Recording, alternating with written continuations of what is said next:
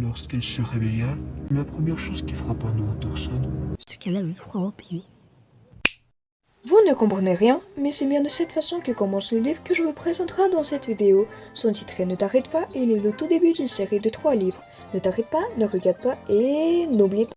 Ah, que des négations. Qui nous parle de l'expérience de Noah Thorson et de son tourment. Ces livres sont écrits en anglais américain par Michel Gagnon et traduits par Julien Chèvre. Bas pose info. C'est une romancière d'origine américano-irlandaise qui a publié plusieurs thrillers pour adultes et dont utilise souvent la négation dans ses titres LOL. La série Expérience Noah Thorson est la première destinée aux adolescents et jeunes adultes.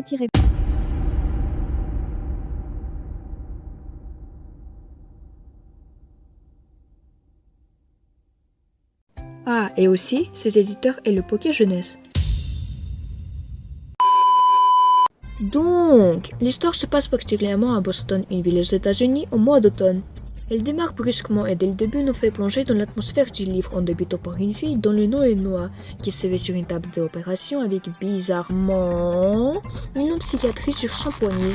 Elle ne sait ni pourquoi, ni comment elle est atterrie dans ce lieu. La seule chose qu'elle sait et dont elle est sûre, c'est qu'il doit s'échapper. Logique.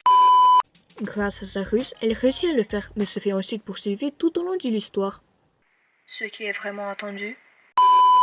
On découvre parallèlement l'histoire d'un autre personnage principal, Peter Gregory, qui est aussi emmêlé dans ces choses étranges à cause de ses parents qui lui cachent la vérité. Il obtient aussi son propre forum qui fait preuve à confronter des personnes pas très gentilles sur internet, comme des pédophiles. On apprend aussitôt que la grosse partie des personnages sont des hackers, ce qui permet le progrès et l'affrontement aux antagonistes. Tout au long des 418 pages, on fait preuve de les accompagner dans leur découverte, voir la justice à travers le récit, découvrir leur histoire, découvrir de nouveaux personnages qui vont aussi nous raconter l'histoire à partir de leur propre point de vue, découvrir leurs connaissances ainsi que leur croissance mentale et physique. Leur but est donc de découvrir le secret de l'entreprise qui est la cause de tous ces événements et qui n'est pas ce dont elle se présente.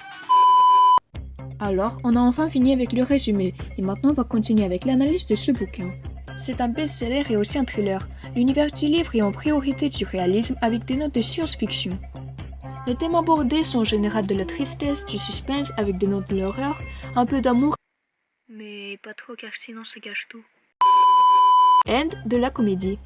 Et pour les caractéristiques de l'écriture, eh bien, je peux vous en citer plein.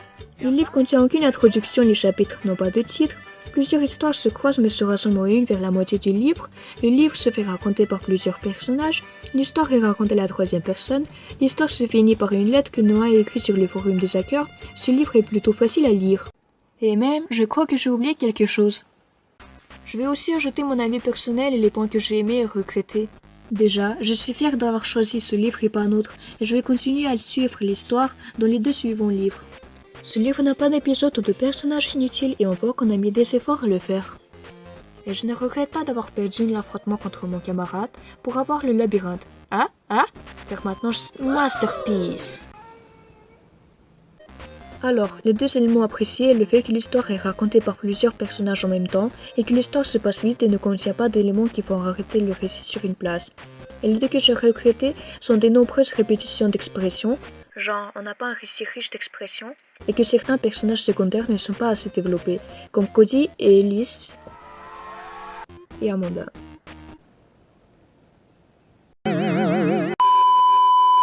C'est tout, j'espère que je vous ai aidé à trouver un livre passionnant et bye!